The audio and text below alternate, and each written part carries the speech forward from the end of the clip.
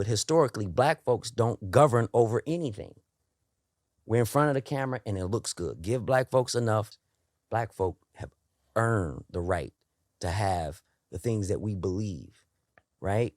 If Hollywood handed you a career that looked bulletproof, box office heat, critical love, zero scandals, would you trade it all rather than cross one private line? Back in the 90s, Larenz Tate looked unstoppable. Then the phone went stone cold and a brand new conspiracy began whispering through studio hallways. He failed the ritual. Comedian Katt Williams swears that ritual starts with a black man in a dress and ends with total control. Others call it nonsense, a spooky cover for plain old pay gap exploitation. But tonight we dig so deep into Tate's rise, silence, and comeback that by the end, you will question every red carpet smile you have ever trusted. You think you know Hollywood's rules. You are only scratching the surface. Before TMZ, before fan cams. A 14-year-old Chicago kid named Larenz Tate learned lines under a flickering porch light while CTA buses grown by. He was not born into industry royalty. His dad managed a trucking route. His mom hustled double shifts. That grind baked itself into Larenz when other teens chased clout. He studied monologues from August Wilson plays he could not yet pronounce. But talent plus blue-collar grit only matters until you crash into Hollywood's velvet rope.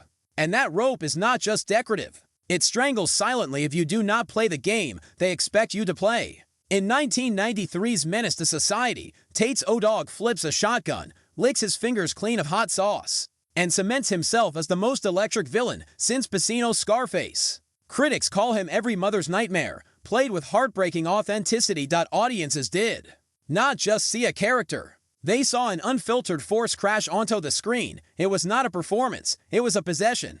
Hollywood took notice, but they also took notes, because sometimes raw talent is not enough. Sometimes it is a threat to the system. 1995's Dead Presidents, same face, new soul, a wounded Marine whose country ghosts him. Audiences see raw PTSD years before Oscar winners made it fashionable. Tate does not just act, he unravels on screen, and we watch it happen in real time. It was too real. Too raw, too early. The message behind the performance hit like shrapnel. Black pain is only award-worthy when it comes with studio approval. And Tate did not wait for permission. That scared them. 1997's Love Jones, he morphs again. This time into Darius Love Hall, the spoken-word romantic who made black Gen Xers believe in artistic love stories. He is suddenly everybody's crush. Mom's approval stamped on top. 3 films, 3 personas. Zero tabloid chaos, executives buzz. We just found our next Denzel. Then, silence louder than gunfire. It is like watching someone sprint at full speed, then vanish mid-step. Not a stumble, a disappearance. Hollywood never explains magic tricks, especially the vanishing kind. By 2002, casting calls evaporate. No duets, no rehab stints, no late night off himself rumors. Just an unexplained fade. Industry trackers blame audience fatigue. But fans smell something funkier. How does a spotless resume hit a brick wall overnight? Even film school professors cannot point to a single scandal because there is not one. Not on paper, not in whispers. The silence is not from shame. It is manufactured, curated. Someone turned down the volume and hoped we would not notice. The answer, Katt Williams claims, lives behind a door most viewers do not even know exists. Cue the comedian who never learned to whisper. From improv stages to viral podcasts, Williams drops the same dare. Show me one brother who put on that dress and did not blow up. He is not clowning fashion. He is accusing gatekeepers of a humiliation test. Accept it, and executives own leverage on you forever. Refuse, and they ice you out. Quietly, efficiently. Like a machine built for erasure, and if you complain, they call you crazy. In a separate clip, he links the test to Baphomet-style submission. A rumor older than Hollywood itself. Skeptics call him paranoid. Yet his point gains steam each time another respectful black star disappears without incident, because it is not about fame, it is about ownership. And if they cannot own you, they blacklist you. No contract, no statement, just silence. And that silence is louder than any scandal. It is a ghosting with a purpose. So where does Larenz Tate's quiet no thanks allegedly land him? Director Spike Lee once quipped, there's space for exactly one impeccable black leading man at a time. Box office math backs him. Studios risk 8-figure budgets on white male leads in bunches, yet rarely push more than a single black A-lister per era. Pushback gets labeled playing the race card. But spreadsheets do not lie. Tate summed it up. Hollywood loves to devalue black excellence. Why? Because talented folks at a discount keep margins fat. Silence is not just strategy. It is business. That strategy requires silence. If a second squeaky clean black man demands parity, the pay structure implodes, keeping Tate sidelined.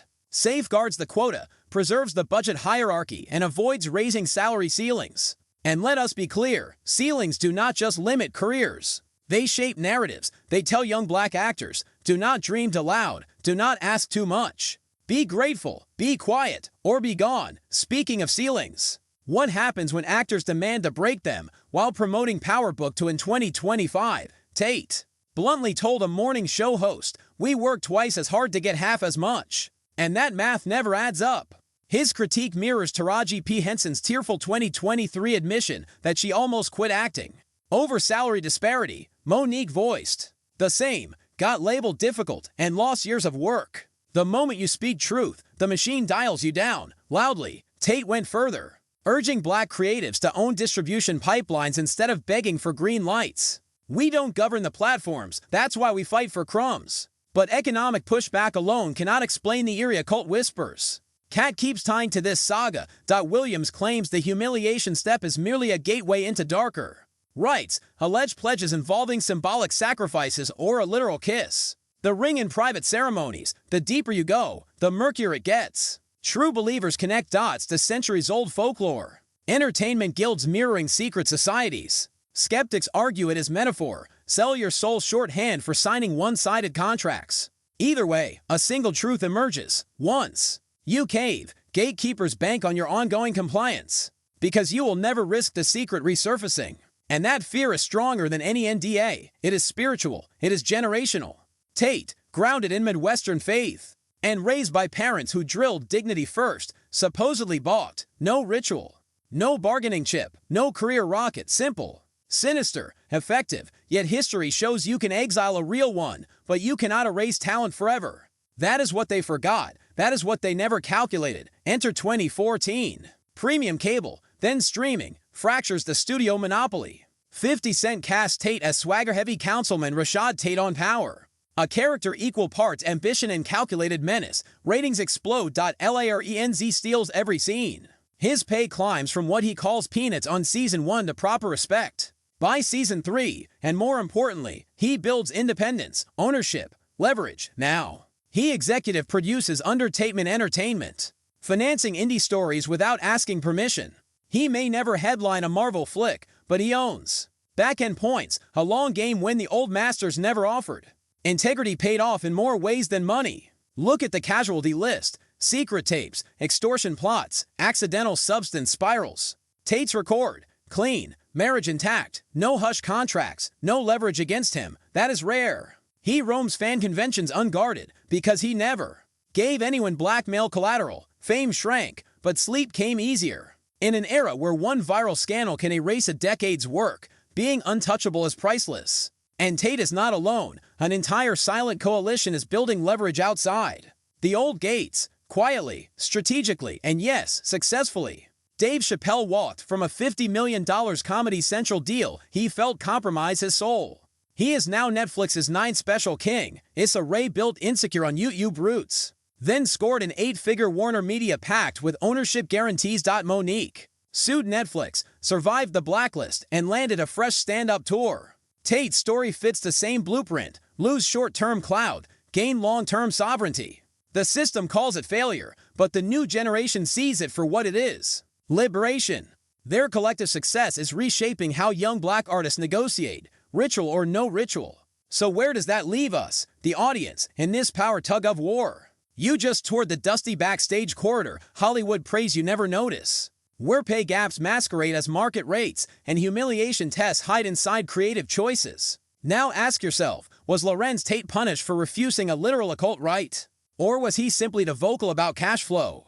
Or are both forces tag-teaming to keep the status quo? Drop your sharpest theory in the comments. No filter, just facts, like if you value integrity over easy fame. Tap the next video on screen where we unpack how another beloved black star dodged the same silent blacklist and what it cost them to stay whole. Remember, the next time a promising career fades without explanation, look for the ritual nobody wants to admit exists, because once you see the pattern, you cannot unsee it. And that, my friend, is where real power starts.